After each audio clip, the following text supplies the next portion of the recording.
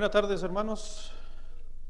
Que Dios les bendiga en esta noche, mitad de semana. Estamos aquí en la casa de nuestro Señor para seguir aprendiendo, estudiando mucho más. El libro que estamos tomando, un libro especial, un libro... ¿Qué tiene de especial el libro de Judas? ¿Alguien sabe? ¿Qué tiene de especial este libro con otros libros de la Biblia? Tiene algo muy especial. ¿Alguien sabe o no sabe? Lo dije la semana pasada. Ya tiene que ver un poco con eso. ¿Qué hace de especial el libro de Judas? Que toca temas que en ningún otro libro de la Biblia hay.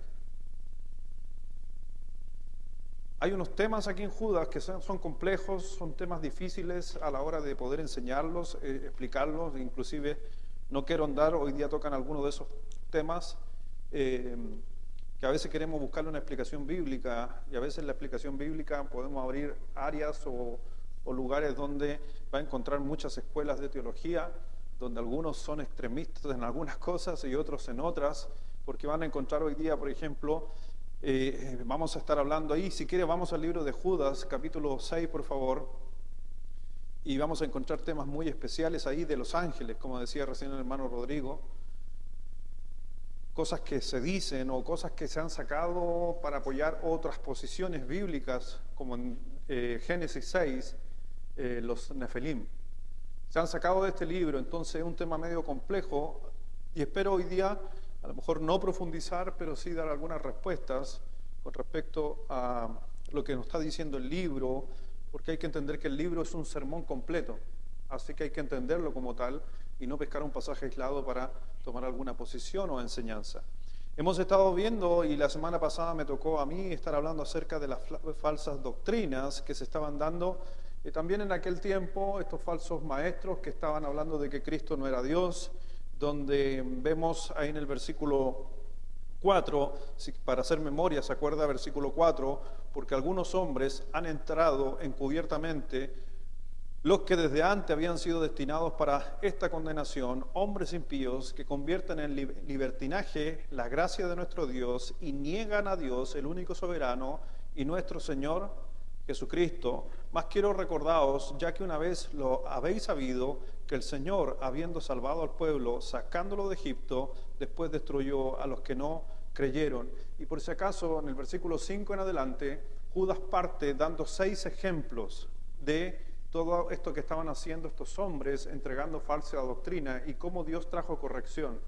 Así que vamos y estamos ya analizando estos 6 puntos o estos 6 ejemplos que nos da Judas, que no son mencionados a veces en otras áreas, para hablar justamente de lo que estaba sucediendo en la iglesia del tiempo del primer siglo.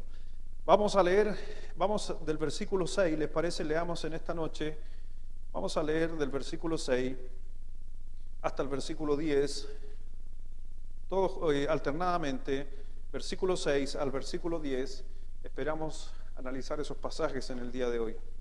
Dice así la palabra de nuestro Señor: y a los ángeles que no guardaron su dignidad, sino que abandonaron su propia morada, los ha guardado bajo oscuridades en prisiones eternas para el juicio del gran día.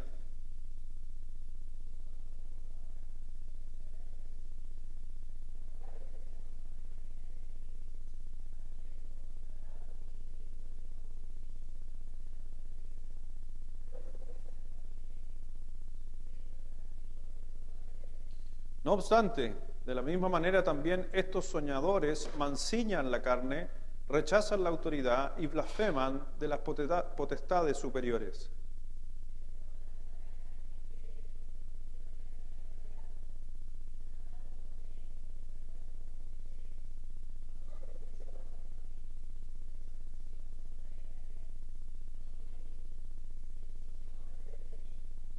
Pero estos blasfeman de cuantas cosas no conocen y en las que por naturaleza conocen, se corrompen como animales irracionales.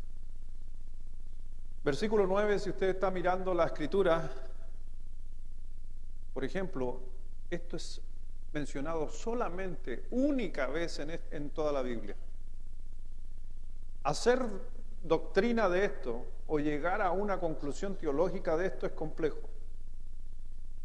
Y quiero que haga usted la reflexión en esta noche. ¿Qué sacaría usted de enseñanza, pero cuando el arcángel Miguel contendía con el diablo, disputando con él por el cuerpo de Moisés? Haga la siguiente imagen, que Judas nos está relatando algo que en ningún otro libro se menciona. Y Judas nos está contando de que hubo una pelea entre un ángel y Satanás, que también es un ángel. Y estaban disputando, ¿qué cosa? El cuerpo de un muerto. ¿Eso es raro? ¿Es raro o no es raro? Teológicamente, ¿es raro? Sumamente raro. Es complejo. Sí, y Moisés se quedó al otro lado. Eso es interesante del libro de Judas, y vamos a tratar de que Dios habla a nuestro corazón, porque en realidad el énfasis en ese versículo no es en lo que estaba sucediendo en la primera mitad del versículo, sino lo que está sucediendo en la segunda mitad del versículo. Porque el énfasis es en lo que Miguel hace, porque está hablando de un tema de autoridad, que ni siquiera quiso enfrentar al diablo y haber demostrado su poder sobre él, sino que se resguardó en el Señor. Vamos a orar para bendecir la palabra y aprender de este libro que es complejo, pero precioso. Padre, gracias Dios te damos en esta noche por permitirnos, Dios, estar aquí en tu casa, Dios.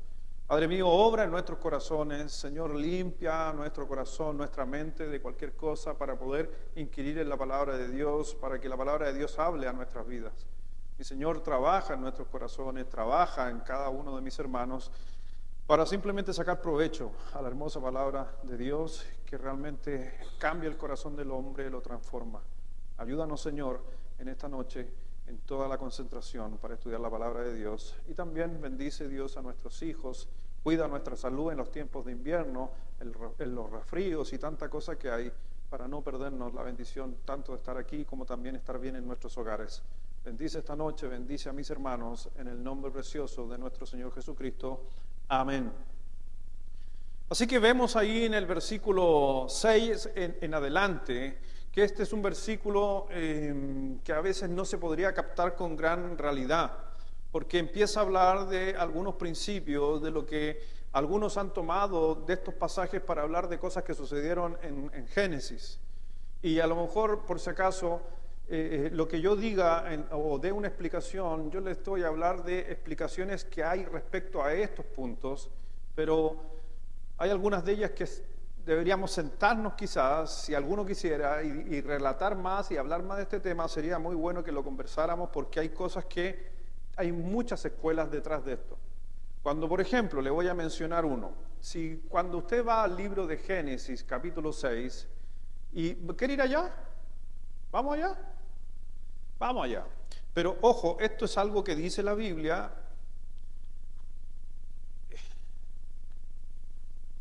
Personalmente no es mi visión, pero es lo que muchos creen. No se vaya de Judas.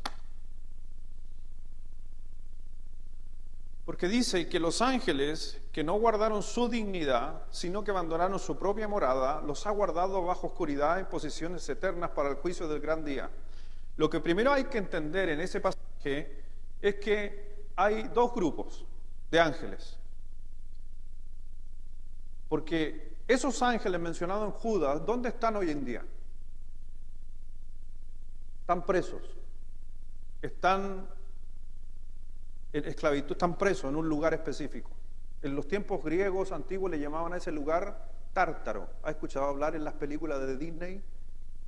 En una película que hacen un viaje a Tártaro. Bueno, Tártaro. Ya. Creo que en Aquaman también es mencionado donde bajan y llegan a ese lugar, Tártaro. Se dice que ahí están presos este grupo. Pero hay otro grupo que es el que está liderado por Satanás. Y ese grupo está suelto. Y ahí uno empieza a decir, ¿y por qué este grupo está preso y este grupo está suelto? Algunos teólogos dicen que este grupo eran poderosos, igual que Satanás, tenían el mismo poder que Satanás. Entonces imagínense si hubieran 10 Satanás sueltos. Si con uno ya tenemos problema, imagínense con 10. Algunos piensan que estos demonios poderosos, ángeles poderosos, fueron encarcelados para no generar este conflicto sobre la tierra y se dejó a uno con un montón de ángeles. Pero ¿cómo llegaron ahí o por qué esto? Algunos toman este pasaje, por ejemplo en el capítulo 6 de Génesis dice: aconteció que cuando comenzaron los hombres a multiplicarse sobre la faz de la tierra y le nacieron, ¿qué dice? Hijas, que viendo los hijos de Dios que las hijas de los hombres eran hermosas, tomaron para sí mujeres, escogiendo entre todas. Y dijo Jehová: no contenderá mi espíritu con el hombre para siempre, porque ciertamente él es carne, más serán sus días 120 años. Había gigantes en la tierra en aquellos días, y también después que se allegaron los hijos de Dios a los hijos de los hombres, les engendraron hijos. Estos fueron los valientes que desde la antigüedad fueron varones de renombre. Algunos toman este pasaje, yo no, le estoy enseñando, rara vez hacemos eso los pastores, pero hay que hablarlo. Le estoy enseñando una posición que a mí no me gusta mucho, pero ¿qué dicen ellos? ¿Lo enseño o no lo enseño? Hay gente que me dice: pastor, no enseñe esas cosas, enseñe lo que realmente creemos. No, a veces es bueno enseñarlo porque uno tiene que tener una perspectiva. Algunos dicen que dice que los hijos de Dios se juntaron con los hijos de los hombres. Para algunos, ¿quiénes son los hijos de Dios? Aquí nacen dos escuelas. Uno, los hijos de Dios. ¿Quiénes son los hijos de Dios? Si usted va, no busque ahora, pero si quiere ir, vaya. En el libro de Job, cuando se presenta Satanás delante de Dios, ¿se acuerdan? Y se presentó delante de Dios, dice: y vinieron delante de Dios los hijos de Dios, junto a ellos Satanás. En todo el Antiguo Testamento, el término hijos de Dios es solo dado a los ángeles. Entonces, ¿qué dice Génesis 6 si creyéramos eso? Que los hijos de Dios, ángeles, tuvieron intimidad con las hijas de los hombres. Y de esto nacieron los Nefelim, o gigantes. Algunos toman esa posición para apoyarse con Judas, para decir que los ángeles mencionados en Judas, que no guardaron su dignidad, fueron castigados en prisiones por haber hecho esto. ¿Me entendió? ¿Está fácil?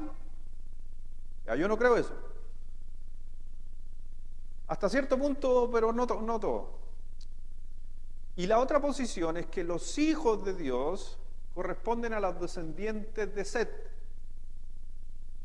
y que se juntaron con los hijos de los hombres, en este caso mujeres no de linaje de los escogidos de Dios. Y de ahí nacieron valientes, y valientes se está refiriendo a hombres con renombre, lo dice, ya son posiciones.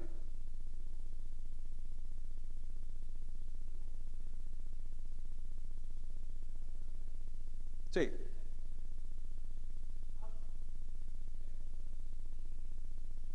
También, ¿sí?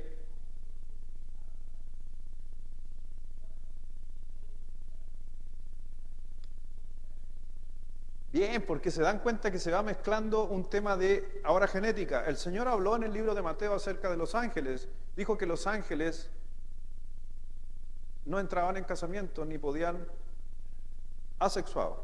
Bien, lo dice Mateo. Por eso le estoy diciendo, ¿estamos tocando un tema delicado? Sí. Aparece una pregunta que es muy válida y es buena, sí. Entonces ahí aparecen varias figuras donde otras creencias es que demonios se posesionaron sobre seres humanos y tuvieron intimidad con mujeres. Los famosos sucubos, los demonios sexuales que se posesionaron y tuvieron intimidad.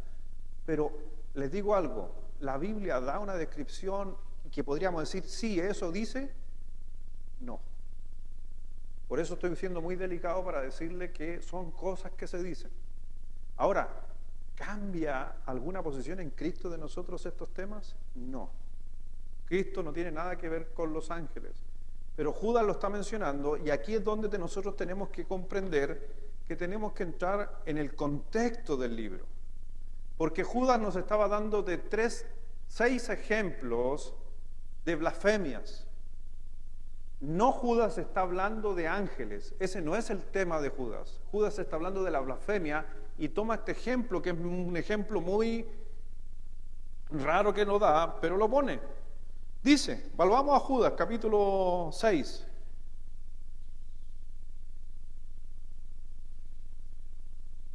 Pero el punto de Judas, como lo vemos en el versículo 6, dice, y los ángeles que no guardaron su dignidad, sino que abandonaron su propia morada, o sea, quiere decir que se salieron del cielo, era la morada de Dios, se vinieron a la tierra, los ha guardado bajo oscuridades en prisiones eternas para el juicio del gran día.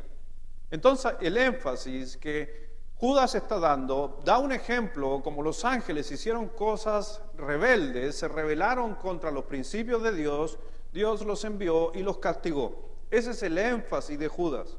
Más allá de lo que esté hablando de los ángeles, qué sucedieron, qué hicieron, fue o no fue lo que pasó, como les mencionaba hace un momento, no es el punto, porque el punto que Judas quería establecer era justamente que en el pasado también hubo un conflicto hacia la doctrina o hacia el conocimiento que Dios había traído en los primeros siglos, en los primeros tiempos de la tierra, hasta los días de Judas. Hay conflicto de seguir los principios de Dios.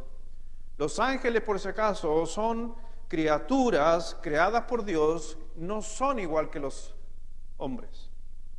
Como decía Emanuel recién, si estamos hablando de que hubo gigantes, que hubo un tema de ADN ahí, es muy complejo. La Biblia todavía no puede mostrar que haya esa mezcla de ADN o que tengamos ADN de gigantes o de ángeles, porque la Biblia los separó.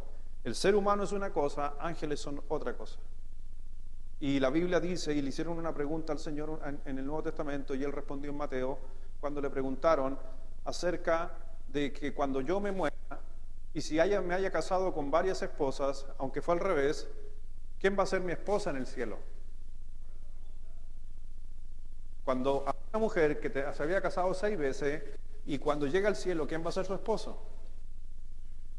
¿Cuál fue la respuesta del Señor? Seréis como los ángeles, que no entrarán ni se darán en casamiento. ¿Qué dicen algunos? Pero no dice intimidad. Porque si usted quiere buscarle por cualquier lugar un espacio a buscar respuesta a una doctrina, la va a encontrar. Pero eso es lo que dice la palabra de Dios. Pero aparentemente, como yo le mencionaba, según lo que veo yo aquí al leer la Escritura, es que el Señor separó 2 tipos o 2 personas o 2 grupos de ángeles. Ángeles caídos, ambos grupos, pero habían ángeles que el Señor dejó con cierta libertad y había ángeles que realmente los metió en prisiones, están encerrados, y el énfasis en el versículo 6 es lo que está mencionando, que era lo mismo que viene leyendo en el libro, es que es la última parte dice, ¿para qué cosa? Para el juicio del gran día. ¿Quién va a juzgar a los ángeles?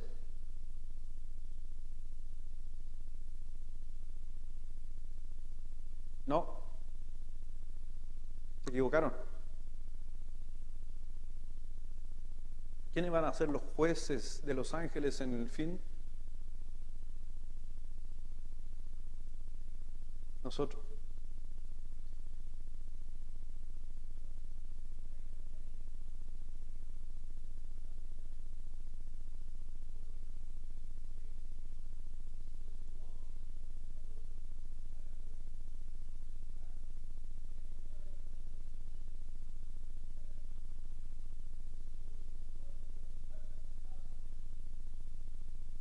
Sí. Pero por eso, cuando haga el análisis de Génesis, podríamos tocar, pero no nos escapemos porque si nos metiéramos a otras cosas o a otras conversaciones, da para rato. Por eso les dije, podríamos conversar más en mi oficina estos temas. Porque si, por ejemplo, hay algunos libros que dicen, estoy saliendo del tema, pero para dar el ejemplo, que los que construyeron el templo o los que construyeron pirámides antiguas fueron demonios. Y el que gobernaba a esos hombres era Salomón, y lo hacía con un anillo. Pero esas cosas son para estudiar y que no aportan nada, entre comillas, a la Escritura. A lo mejor usted se está desayunando con eso, pero en realidad son libros apócrifos, está dentro de los libros apócrifos lo que estaba mencionando. Pero no hablemos más de eso porque si no alguno va a llegar o va a googlear y va a empezar a buscar y se puede perder si no tiene conocimiento. ¿Ya? Volvamos a la palabra de Dios. Dice en el libro de Apocalipsis, por favor, vamos al libro de Apocalipsis. El Señor nos está hablando acerca de estos juicios. La Biblia nos menciona 7 juicios y obviamente uno de esos juicios son el juicio de los ángeles. Pero también cada ser humano, cada persona va a ser enjuiciada algún día. Dicen en el versículo 11 de Apocalipsis capítulo 20, y vi un gran trono blanco y el que estaba sentado en él, de delante de él, del cual huyeron la tierra y el cielo, y ningún lugar se encontró para ellos, y vi a los muertos, grandes, pequeños, de pie ante Dios, y los libros fueron abiertos, y otro libro fue abierto, el cual es el libro de la vida, y fueron juzgados los muertos por las cosas que estaban escritas en los libros según sus obras. El mar entregó los muertos que habían en él, y la muerte y el Hades entregaron los muertos que habían en ellos. Fueron juzgados cada uno según sus obras. Y la muerte y el Hades fueron lanzados al lago de fuego. Esta es la muerte segunda. Y el que no se halló inscrito en el libro de la vida fue lanzado en el lago de fuego. Así que si usted se da cuenta, cuando miramos la palabra de Dios, cuando miramos estos textos, cada uno cada uno de los seres humanos, como también de su creación, van a pasar por juicios. Nosotros vamos a pasar por un juicio de premiación, no por un juicio como este del gran trono blanco. Y el Señor habló acerca de eso en el tribunal de Cristo. Pero mire por favor ahí en Primera de Corintios, vamos a Primera de Corintios capítulo 15.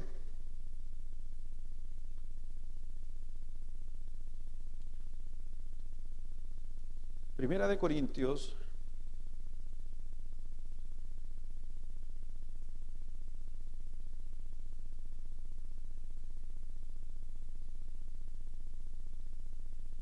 ahí encontramos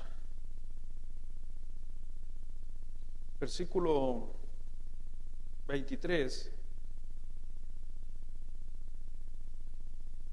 Pero cada uno en su debido orden, o versículo 22 para que comprendan, porque así como Adán todos mueren, también en Cristo todos serán vivificados, pero cada uno en su debido orden. Cristo, las primicias, luego los que son de Cristo en su venida. Luego el fin, cuando entregue el reino al Dios y Padre, cuando haya suprimido todo dominio, toda autoridad y potencia. Porque preciso es el que reine hasta que haya puesto a todos sus enemigos debajo de sus pies.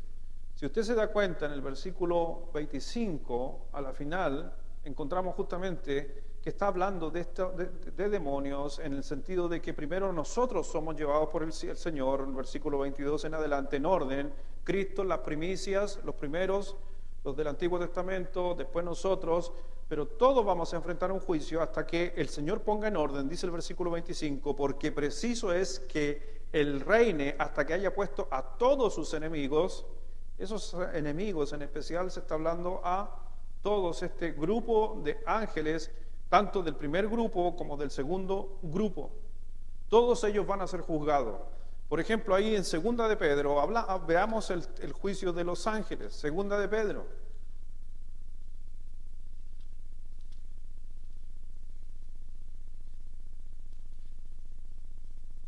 Segunda de Pedro, capítulo 2.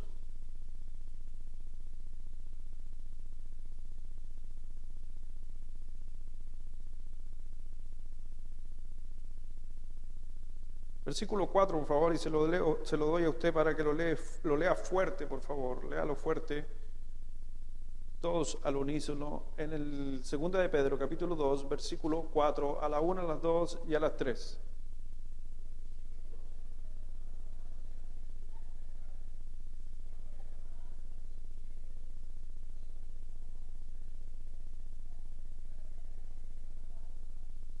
Si usted se da cuenta, se está refiriendo de aquellos ángeles que fueron encarcelados versus los que quedaron libres. Pero el final, y es lo mismo que está mencionando Judas, el final, reservados ¿para qué cosa? Para el juicio. Ángeles caídos, refiriéndose a ellos, demonios, tarde o temprano van a tener que enfrentar el juicio delante de Dios. Por eso vamos a encontrar justamente que el Señor, dentro de los 8 juicios, recién creo que dije 7 o no, son 8 juicios. Respecto a los 8 juicios, uno de esos juicios son ángeles, y los que van a juzgar a esos ángeles, mis hermanos, vamos a ser nosotros. Y lo que está diciendo el libro de Judas en el versículo 6, que estos ángeles, como ejemplo, no guardaron la dignidad, no guardaron la autoridad, no se sometieron a la enseñanza de Dios, ni a Dios mismo, que el Señor justamente se rebelaron contra él, los mandó a prisiones. Simplemente él está haciendo, Judas, una mención de ejemplo para los que estaban en la iglesia del tiempo de Judas, que a él le iba a pasar lo mismo, lamentablemente cosas contra Dios y los principios de Dios. Ese es el énfasis de Judas. Y después en el versículo 7 vuelve a dar otro ejemplo que también a veces va de la mano con lo que mencioné hace un momento de los ángeles. ¿Por qué? Versículo 7, como Sodoma, Judas 7, como Sodoma y Gomorra y las ciudades vecinas, las cuales de la misma manera que aquellos, ¿quiénes aquellos? Ángeles, el versículo anterior. ¿Qué sucedió? Los que han leído Sodoma y Gomorra, ¿qué sucedió ahí? ¿Se acuerdan que estaba Lot? Y Lot se fue a vivir ¿a dónde? A las ciudades ahí, compartía con la gente de las ciudades. Y Lot estaba en Sodoma. Y resulta que Dios le dice a Abraham que va a destruir estas ciudades producto del pecado que había. ¿Cuál era en su gran mayoría el pecado? Sexualidad. Ese era el gran conflicto, ¿ya? En Sodoma. Gran conflicto en Sodoma, se daban en casamiento, hay cosas raras, violaciones, había muchas cosas. Y en eso justamente el Señor envía ángeles. ¿A quién? ¿O mensajeros?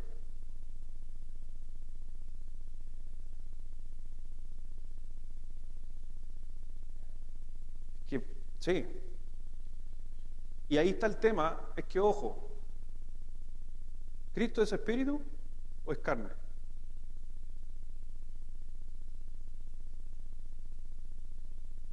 No, te digo Cristo.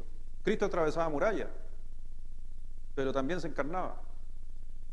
Sí, por eso digo, te estoy hablando de un ejemplo de Cristo. ¿Qué persona híbrida puede atravesar muralla? Ninguna persona. Por eso te digo, es que si vamos a buscarle la pata al gato, la vamos a encontrar, porque en realidad no podemos perdernos de lo que la Biblia quiere enseñar. La Biblia no quiere enseñar si los ángeles son de carne o hueso, o son espíritus. La Biblia nos lo dice, si no estaría sumamente clarito donde nos dijera esto es. Y no, porque no es un tema que concierne a la espiritualidad. Es un tema que sería para el estudio, para saber.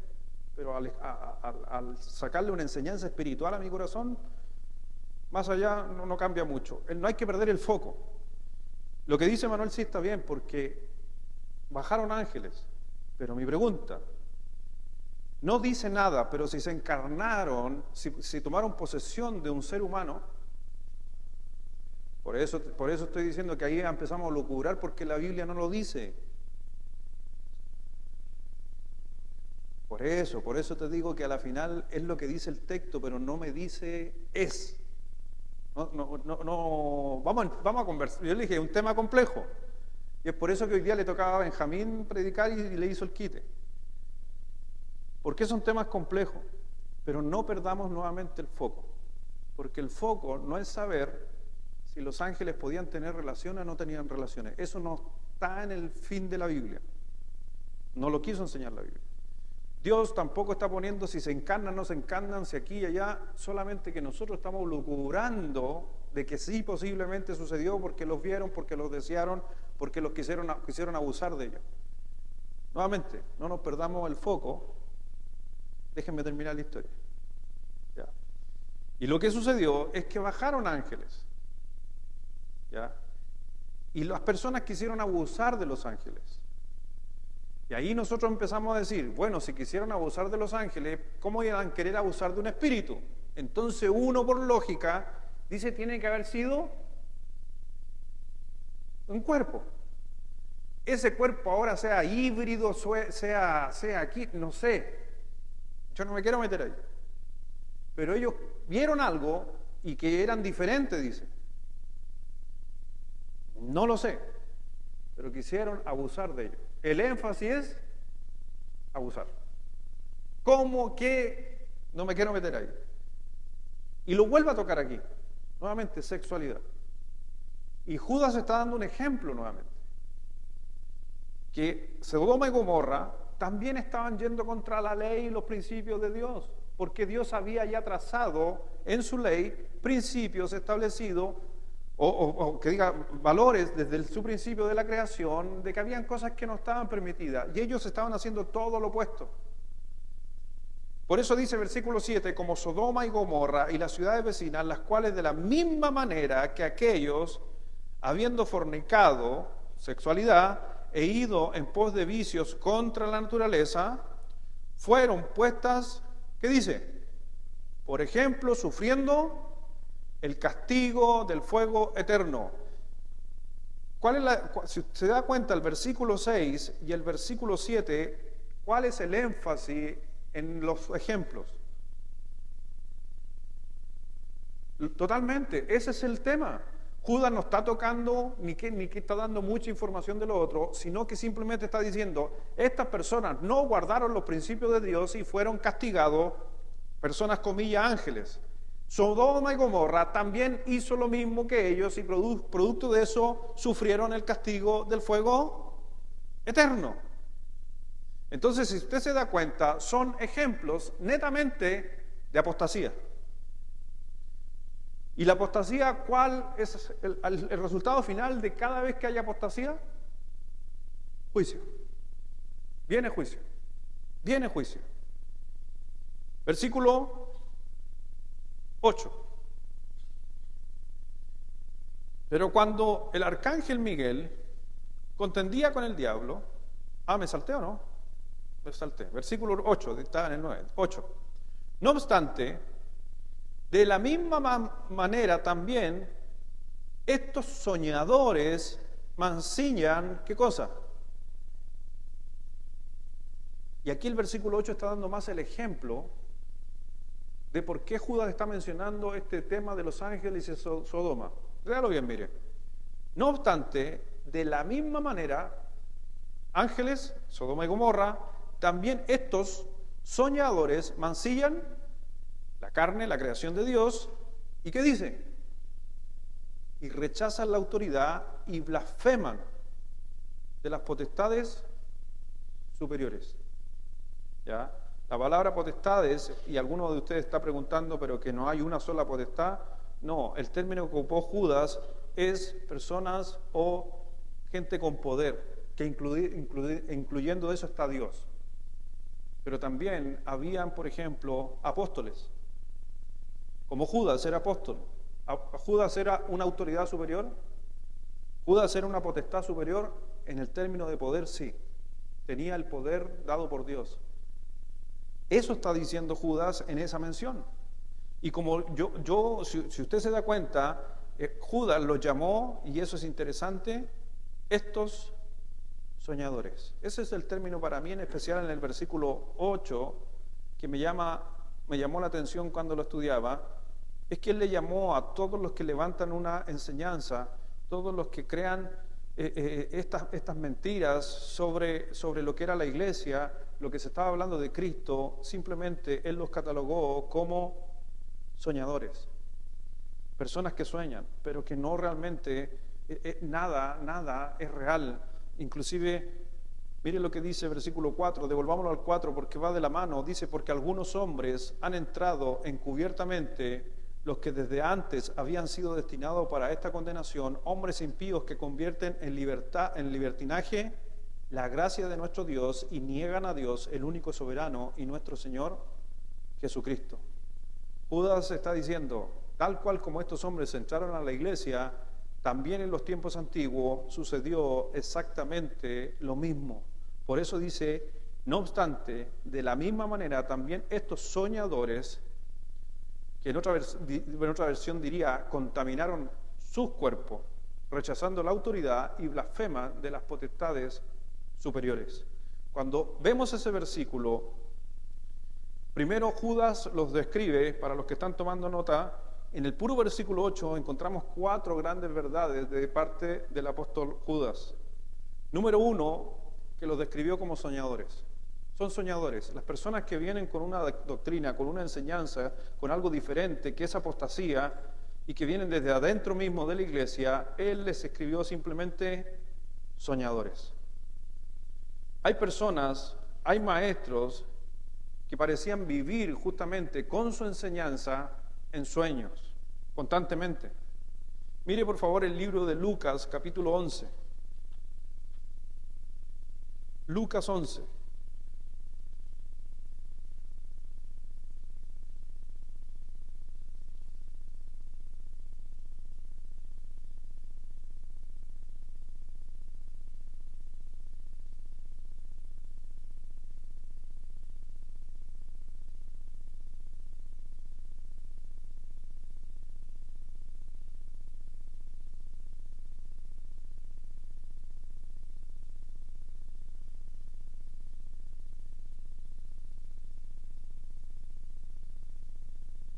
Versículo 16, para después llegar al 21. Dice, otros para tentarle, le pedían señal del cielo. Jesucristo, obviamente, más él conociéndolos, los pensamientos de ellos, les dijo, todo reino dividido contra sí mismo, ¿qué dice? Es asolado. Y una casa dividida contra sí misma.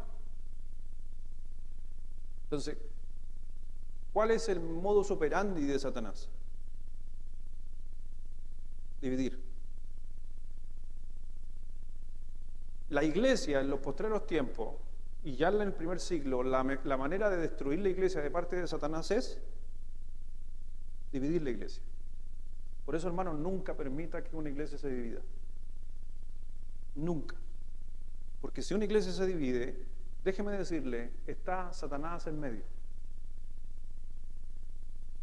Lo dice el Señor Jesucristo en su palabra. Todo reino dividido contra sí mismo es asolado. Entonces la iglesia, ¿qué tiene que buscar? La unidad. Somos un cuerpo. Aunque dice Corintios capítulo 11 que es necesario que haya disensiones entre nosotros. Lo dice Corintios 11. Pero ¿para qué dice? Es necesario que haya disensiones, diferencias entre nosotros, pero para ver quiénes son los aprobados. Y el término aprobado se está refiriendo a maduros. Porque un maduro siempre va a buscar la unión. Un inmaduro, la división. Versículo 18. Y si también Satanás es dividido contra sí mismo, ¿cómo permanecerá su reino? Ya que decís que por Belcebú echo fuera yo demonios. Pues si yo echo fuera demonios por Belcebú, vuestros hijos por quienes los echan, por tanto ellos serían vuestros jueces. Lo que Jesucristo le está diciendo, no se divide un reino porque si no cae. Pero ustedes están diciendo de que yo soy enemigo de Satanás, pero a la vez echo demonios afuera en su nombre. Le está haciendo pensar lógicamente. ¿Es lógico que yo, que estoy en contra de Satanás, sea parte de Satanás? No, si no el reino caería. Versículo 20. Mas si por el dedo de Dios echo yo fuera los demonios, ciertamente el reino de Dios ha llegado a vosotros. Y aquí les da la vuelta y les dice, no, yo no soy de Satanás, yo soy de Dios. Y toma el versículo 21, dice, cuando el hombre fuerte, armado, guarda su palacio, ¿qué dice? Dios dice, no podemos dividir el reino, sino debemos protegerlo, guardarlo. Cuando el hombre fuerte armado guarda su palacio, y inclusive ese texto ha sido medio conflictivo. ¿Por qué es conflictivo ese versículo para nuestros tiempos hoy día? ¿Qué está diciendo en cierta manera, o qué estaba diciendo el Señor Jesucristo en aquel tiempo? ¿Es lícito cuidar mi casa? Por eso le digo que hoy día, para los tiempos modernos, este versículo podría ser... ¿Qué está diciendo? Dios estaba diciendo, si una persona cuida su palacio para que no se le ataquen, y para eso tiene o se arma, ¿está bien o está mal? Según Jesús está bien, porque está cuidando de que no se divida el reino. Pero no entremos en conflicto. Pero cuando viene otro más fuerte que él y le vence, le quita todas sus armas en que confiaba y reparte el botín. El que no es conmigo, contra mí es, y el que conmigo no recoge, desparrama. ¿Entiende lo que Judas está haciendo mención? Está haciendo una advertencia para que si hay personas en la congregación que están, por si acaso, trayendo, en aquellos años, traían la blasfemia de que Dios no era Dios, que Jesucristo no había venido en carne, que habían cosas malas que estaban enseñando, puros sueños, entonces iba a venir un juicio. Y le está dando la advertencia para decirle, por si acaso, la Escritura, o en este caso el ejemplo que yo tomé, no, la iglesia se va a cuidar y se va a proteger y se va a unir y va obviamente a defenderse. Como dice un dicho por ahí, somos mansos, pero no mensos. Ahora, la segunda cosa que se menciona en ese versículo, el versículo 8 en especial, es que Judas nos está diciendo que los apóstatas, como dice ellos, contaminaban, por si acaso, su propio cuerpo. La gente se hacía daño a sí mismo con las cosas que a veces están planteando. Por eso dice, no obstante, de la misma manera, también estos soñadores mancillan, ¿qué cosa? Su carne, eso está diciendo el texto. Cuando alguien viene a hacer daño, se daña a sí mismo. Si tú estás dañando a alguien de tu familia, te estás dañando a ti mismo. Es lo que está diciendo Judas, y es por eso que la gente en aquel tiempo que quería traer doctrinas diferentes a la iglesia del Señor Jesucristo, Judas les está diciendo, son soñadores y ellos creen que la están haciendo espectacular, pero no se dan cuenta que se están dañando hasta sus propios cuerpos. Muy interesante lo que dice Judas. Pero una de las otras, la tercera cosa que menciona el versículo, dice que estos soñadores mancillan la carne. Y número 3, estos maestros apóstatas rechazan ¿qué cosa? La autoridad.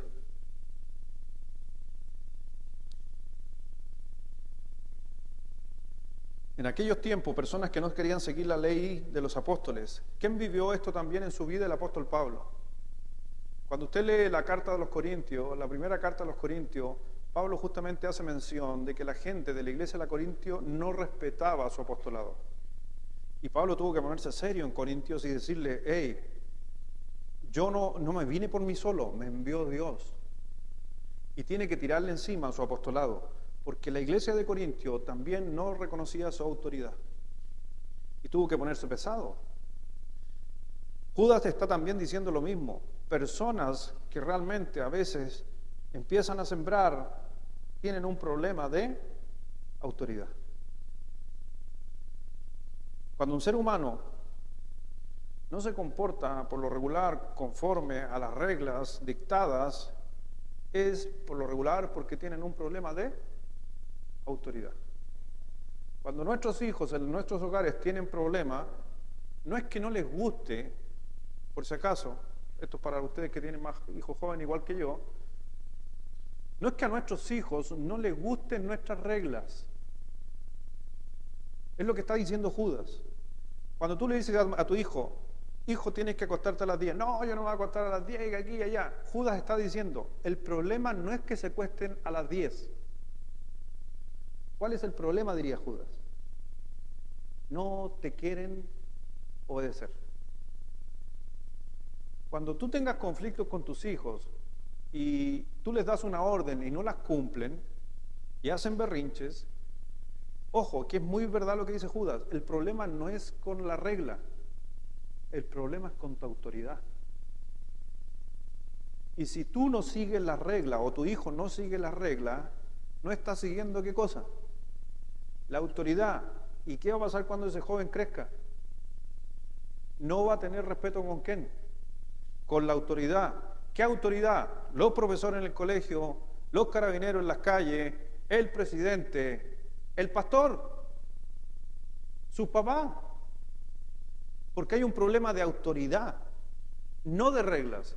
Y lo está hablando de estos hombres que estaban lamentablemente entrando encubiertamente a las iglesias para generar estos conflictos y rechazaban toda autoridad. No se comportan de acuerdo a las leyes, no quieren vivir por si acaso bajo esas leyes. Es una característica. ¿Y todo esto porque Satanás se sometió a la autoridad? No. Por eso están los ejemplos. Y número 4, la cuarta característica incluida en el versículo 8, es que no solamente iban contra la autoridad, sino que dice, blasfeman de la autoridad. Ya no les basta solo con no obedecer, sino blasfemar o mentir de las autoridades. Todo este conflicto entró en la primera iglesia y les digo algo, Satanás no ha cambiado su estrategia. ¿Por qué le funciona? Si no le funcionara, ¿la cambiaría? La cambiaría. ¿Y por qué Judas o Dios permitió que se mantuviera después de 2000 años estos escritos? Es porque Satanás no va a cambiar su forma de hacer las cosas. Así que por si acaso, ojo, hermanos, iglesia, acuérdense que la apostasía y los conflictos en las iglesias siempre van a venir de adentro hacia afuera. Versículo 10. O versículo, disculpe, estoy adelantado yo, versículo 9. Pero cuando el arcángel Miguel, y aquí nos vamos a otro pasaje medio complicado, contendía con el diablo, disputando con él por el cuerpo de Moisés, no se atrevió a proferir juicio o decir juicio de maldición contra él, sino que dijo, el Señor te reprenda. Este es uno de los versículos más peculiares que usted va a encontrar en toda la Biblia. No voy a entrar en mucho detalle, ni entrar en por qué estaban peleando por el cuerpo, Satanás para dónde se lo iba a llevar, qué iba a hacer Satanás con el cuerpo. En realidad no tiene mucho sentido. Sino lo que tiene sentido es lo que está sucediendo al final. Porque el énfasis para mí es, nuevamente, si había un conflicto de autoridad en la iglesia del primer siglo, y Judas está poniendo el ejemplo de Miguel, porque Miguel era sujeto, ¿no? Miguel se sujetaba a Dios, era el más sujeto a Dios, y está peleando con Ángel. Y Miguel podría haber dicho, ¿qué te creís tú? O aquí, allá, y él dice, no, yo tengo una autoridad superior. Yo no puedo pelear con Satanás y encararlo y tratarlo mal, no. ¿Se sujeta a qué cosa? A la autoridad máxima que tenía Miguel. Y le dice, y eso es, ojo hermano, por si acaso una gran enseñanza y una gran lección para nuestra vida, no se atreva a hacer juicios contra otra persona. Eso es lo peor que usted puede hacer. Si usted tiene un conflicto con alguien, lo mejor es, ¿qué hizo Miguel? Que el Señor lo trate. Que el Señor vea su corazón. Pero tú no hagas juicio. Aunque algunos quizás podrían decir, pero pastor, la Biblia dice juzgar con justo juicio. Sí, pero también la Biblia muchas veces nos menciona no juzgar mejor. Porque es muy delgada la línea de cuándo yo puedo juzgar o no puedo juzgar. En especial cuando dice la Biblia juzgar con justo juicio, se está refiriendo a una persona que yo podría decirle a alguien, lo que estás haciendo incorrecto es porque yo me hice un análisis a mí mismo y me encontré que yo estoy realmente limpiecito. Pero si no estoy limpiecito, entonces mejor es guardar silencio. Pero vemos esa palabra que a la final, después más adelante, si estudiamos otra vez Apocalipsis, podríamos detenernos más en esa parte de los ángeles, pero dice, no se atrevió a preferir juicio de maldición contra él, sino que dijo, ¿qué dijo? El Señor te reprenda. Así que cuando hayan conflictos, cuando hayan falsas doctrinas en una iglesia como sucedió en las advertencias de Judas, entonces siga este consejo. El Señor Jesucristo se encarga. Él es el juez justo y Él lo sabe todo. Por eso hoy día a veces nos metemos en conflicto. Después dice ahí en el versículo 10 en adelante, pero estos, ¿qué dice? Pero estos blasfeman o hablan cosas, ¿de cuántas cosas qué? ¿Gente habla cosas que no conocen? ¿Sí o no? Muchas o pocas veces. Mucha gente habla sin saber. Pero estos blasfeman de cuántas cosas no conocen y en las que por naturaleza conocen, se corrompen como animales irracionales. Todo se está hablando Judas, todo lo está tomando como ejemplos. Porque la palabra blasfema, por si acaso, blasfema viene de la palabra en griego que es blasfemeo. Y que la blasfemia es simplemente estar hablando de algo que no es su esencia. Por eso cuando blasfeman la palabra están diciendo algo de que no es la esencia de la palabra de Dios. Cuando blasfeman a Dios están hablando algo que no es de Dios. Y esto, por si acaso, es uno de los versículos más importantes en todo el libro de Judas, para mí uno de los más importantes, porque dice que blasfeman de cuántas cosas no conocen y en las que por naturaleza conocen, eso es lo que está diciendo, o las que conocen, también se corrompen.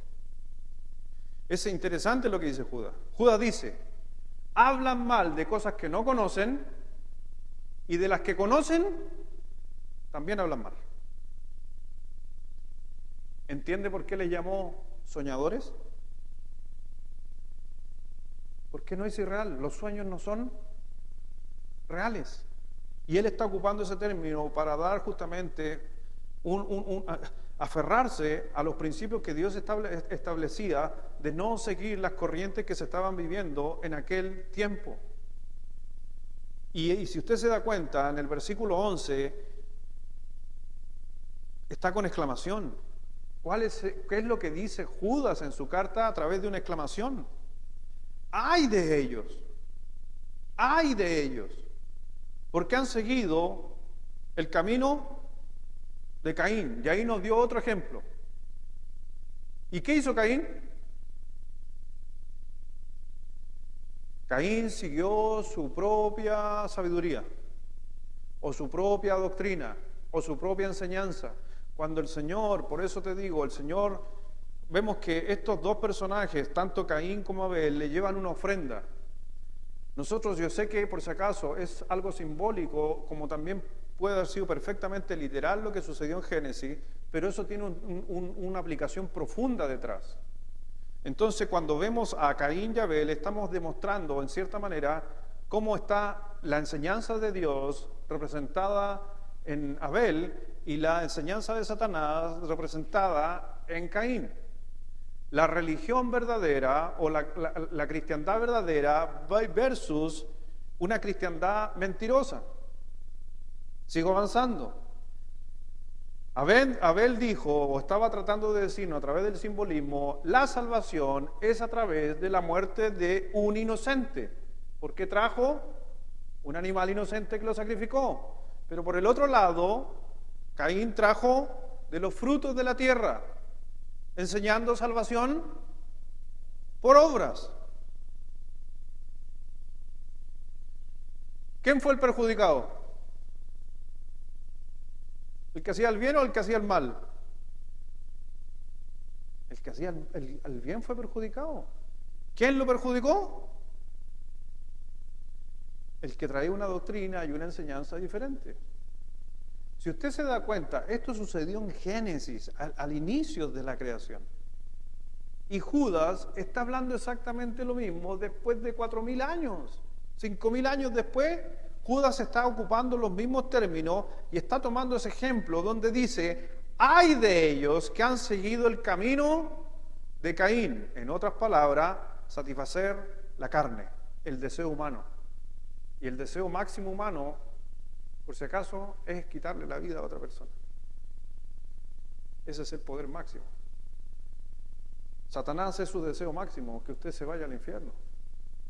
Que usted no se acerque a Dios donde alcanza vida eterna, es la muerte. Y después dice, en el mismo texto, dice, y se lanzaron, si usted está ahí en el versículo 11, hay de ellos porque han seguido el camino de Caín y se lanzaron por lucro en el error, ¿de quién? De Balaam.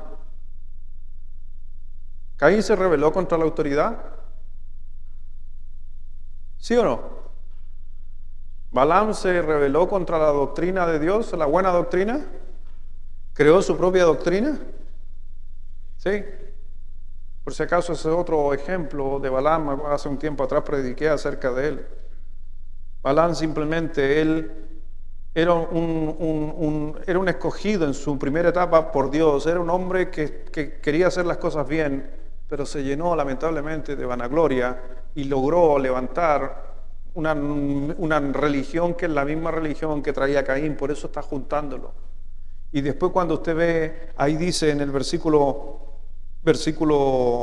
11, dice también, los que perecieron en la contradicción ¿de qué? De Coré. ¿Sabe cuándo sucedió eso? ¿Sabe lo de Coré? ¿Se ubica? ¿Quién era la autoridad en los tiempos de Israel cuando salieron de Egipto? ¿Quién era la autoridad? Moisés. Moisés. Cuando Moisés se va al monte a buscar justamente las tablas, se quedaron algunos en la tierra. En especial uno de ellos también que es increíble, que era Aarón. ¿Se acuerda? Aarón era el líder espiritual del pueblo. Moisés era el líder administrativo o político, si le quiere llamar. Porque Aarón es el que hacía la parte sacerdotal. Moisés se fue a buscar las tablas y cuando volvieron se les ocurrió una idea. Hoy día le decía a alguien que no todas las ideas, porque sean buenas, quieren decir que son buenas. ¿Cuándo una idea buena es mala? Pregunta. ¿Cuándo una idea es buena, es mala? Eso le estaba tratando de explicar a alguien hoy día algo. ¿Cuándo una buena idea es mala idea? Cuando no es lo correcto. ¿Y lo correcto, de dónde nace lo correcto? De la palabra de Dios. Si yo tengo una buena idea, pero la palabra de Dios dice lo contrario, ¿es una buena idea? ¿Es una mala idea? Dios dijo que cuando llevaran el arca del pacto, tenían que llevarla sobre los hombros con vara. Entonces ir de aquí a Coquimbo, se demoraban quizás 20 horas en llegar a Coquimbo caminando con la vara. Pero uno dijo, porque iban a una guerra. Pero ¿saben qué? Si le echamos en una carreta, llegamos en 5 horas. y vamos a poder enfrentar la batalla más rápido. ¿Buena idea? ¿Era buena idea andar más rápido y no andar con la carreta, con el en el hombro? Pero Dios había establecido normas y Él dijo, no van a hacerlo de otra manera que no sea así. La subieron al carro, salta una piedra a la carreta y se está cayendo y viene un buen hombre y afirma el arca para que no se caiga y murió en el instante.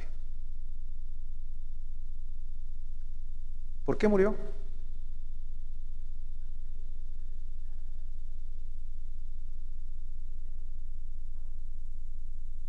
Porque se pasaron a llevar los principios que Dios había establecido. Y a lo mejor usted tiene una muy buena idea, o alguien de ustedes tiene una muy buena idea, pero esa buena idea contradice la Biblia o principios de Dios, no es una buena idea. ¿Qué deberíamos entonces hacer? Si nos damos cuenta de que es una mala idea, reconocer que es una mala idea y volver nuevamente a ¿qué cosa? Al principio bíblico.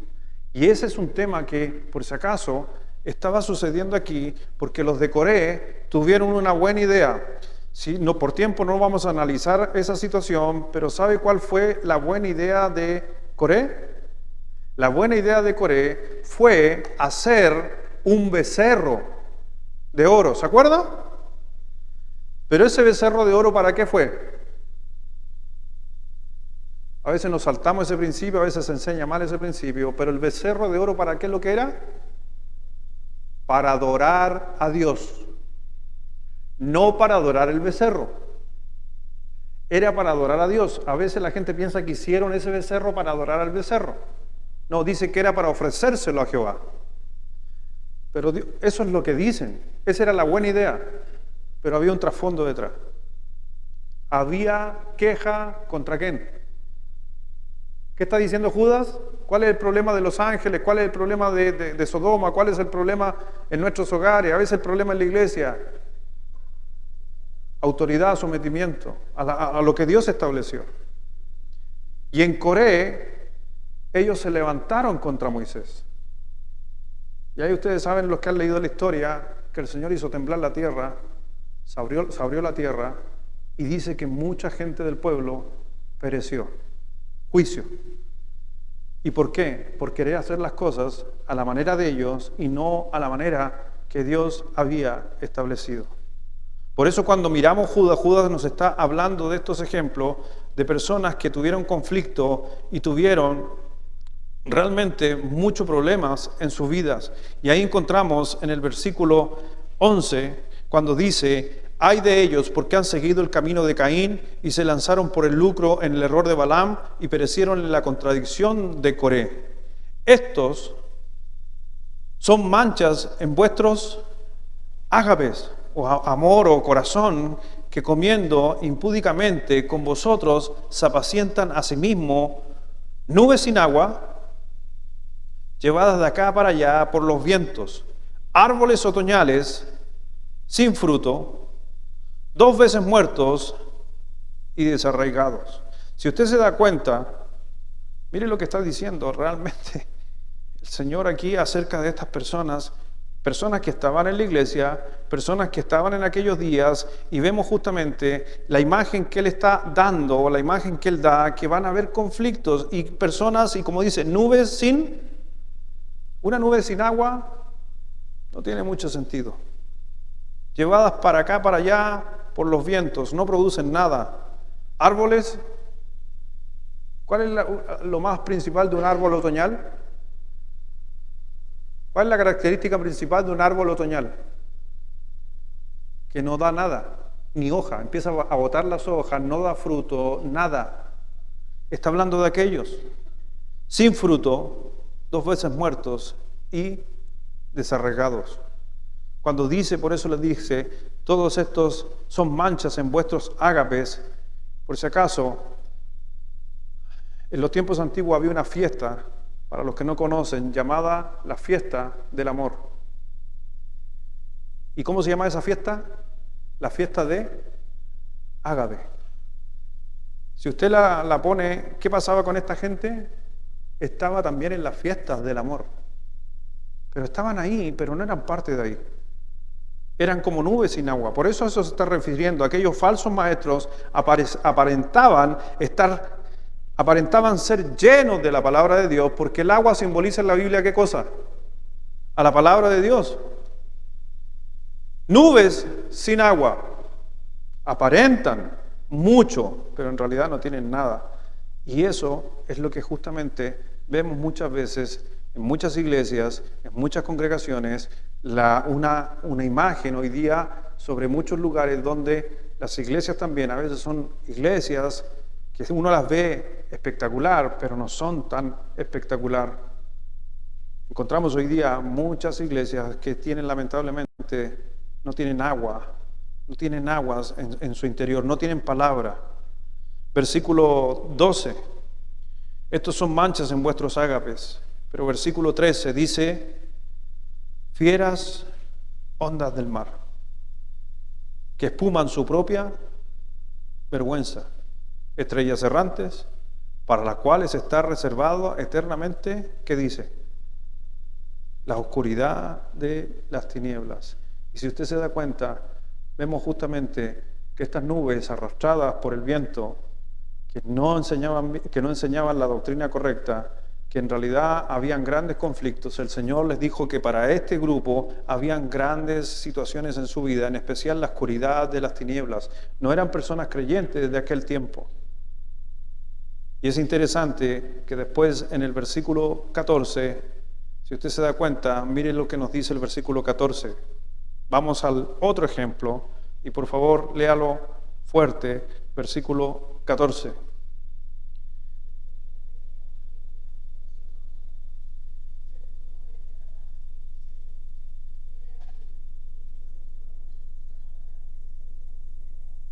Para hacer juicio contra todos y dejar convicto a todos los impíos de todas sus obras impías que han hecho impíamente y de todas las cosas duras que los pecadores impíos han, ¿qué dice? Otra vez problema de qué? De autoridad. Esa es una de las características de aquellos hombres en aquel tiempo. Y de esos mismos profetizó Enoc, séptimo desde Adán, diciendo, he aquí vino el Señor con sus santas decenas de millares ángeles para hacer juicio contra todos y dejar convictos o presos a todos los impíos y de todas sus obras impías que han hecho impíamente y de todas las cosas duras que los pecadores impíos han hablado contra él. Ni siquiera se trata de uno o de la gente o de los hermanos, inclusive se trata de Dios. Hasta de Dios no le temen a su autoridad. Versículo 16. Estos son, ¿qué dice? Murmuradores, querellosos, que andan según sus propios deseos, cuya boca habla cosas infladas, adulando a las personas para sacar provecho. Y está hablando de gente de afuera de la iglesia o de adentro de la iglesia. Y esa es una señal de la apostasía. Esa es una señal de que Cristo viene pronto. Y guardémonos y cuidémonos como iglesia de que estas cosas pasen en este lugar. Porque en realidad, acuérdese lo que dijo Jesús, un reino dividido cae. Vamos a orar. Padre, gracias Dios, gracias Señor por tu palabra, gracias Dios por poder echar una mirada a estos pasajes que no son nada fácil, pero sabemos Dios que tú a través del Espíritu Santo, porque Él es el que enseña y hace guardar obviamente tu palabra en nuestros corazones, es la que podemos sacar provecho. Dios mío, ayúdanos a justamente como lo hacía Miguel ahí en el texto, que el Señor se encargue, que el Señor obre cuando hay injusticia, que el Señor trabaje en nuestro hogar, en nuestra familia, que el Señor trabaja en el corazón de nuestros hijos hacia la autoridad con sus padres. Ayúdanos, Señor, a todos nosotros a tener un respeto y una autoridad sobre la gente que nos gobierna. A veces Satanás también quiere hacernos dividir y tener nuestras opiniones que a veces en vez de sumar dañan muchas veces hasta nuestro propio país. Padre mío, gracias por las advertencias. Tenemos que estar preparados. Tu venida va a ser pronto. En un abrir y cerrar de ojos vendrás. Y como dice la Escritura y las parábolas, es que nos pilles a cada uno sirviendo, trabajando en tu obra y no desprevenido. Porque si no, Dios, como dice la Escritura, en los tiempos antiguos muchos hombres fueron convencidos, seducidos por las enseñanzas de los gnósticos y de personas que enseñaban en aquel tiempo que Cristo que no existía, que Cristo ya había venido, como en las cartas de Pablo, que Cristo realmente era un ser humano que el Espíritu Santo le dio el Espíritu de Dios y se encarnó y después que murió se fue. Grandes blasfemias contra la palabra de Dios. Que así no sea y nos mantengamos, obviamente, en lo mejor que tenemos, lo más seguro, que dice Pedro, que es la palabra de Dios. Ayúdanos, Señor, a siempre analizar cada cosa con la palabra de Dios, más allá de nuestras buenas ideas e intenciones, que a veces también nos pueden meter en muchos problemas. Guíanos, Señor, trabaja en la unidad de la iglesia, Dios, porque tarde o temprano, como dice la Escritura, vendrán maestros, vendrán engañadores a turbar justamente y a dividir el reino. Gracias, Dios, bendice este tiempo, bendice a mis hermanos, que también nuestro hogar nos cuide del ataque de Satanás. En el nombre precioso de nuestro Señor Jesús. Amén.